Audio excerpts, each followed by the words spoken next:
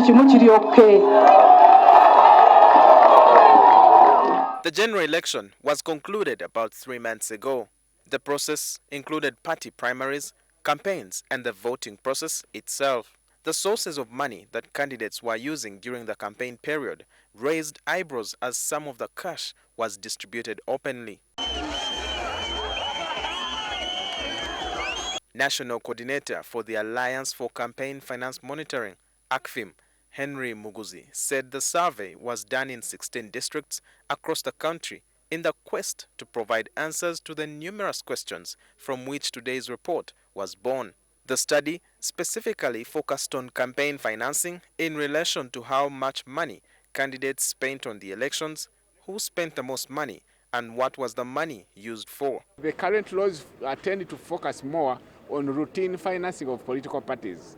We have to delink campaign financing from routine financing because campaign financing comes with its own pressures. Campaign financing is a different ball game.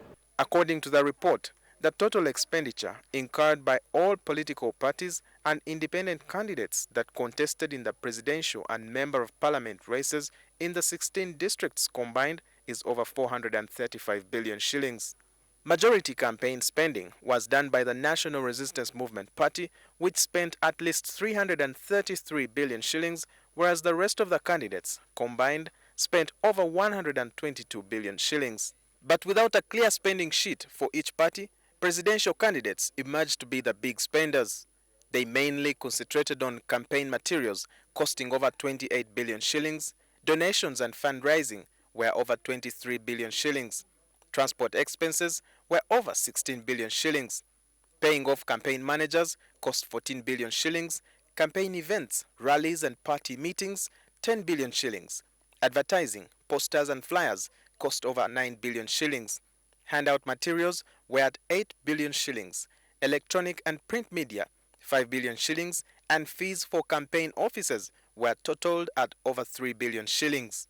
Dr. Julius Chiza, an academician at Makerere University, said the use of money did not necessarily represent the final result. He attributed this to indiscipline of various party members, especially in the NRM. So the reason many of them are struggling to come back, even when they have lost an electoral primary, is because while they were in office, they have not created sufficient conditions for them to be able to survive in the real economy, producing wealth, rather than living as predators. The report also makes a number of recommendations regarding laws on campaign financing, regulation of the power of money in political and electoral processes, a redefinition into what constitutes voter bribery, and carrying out of institutional reform.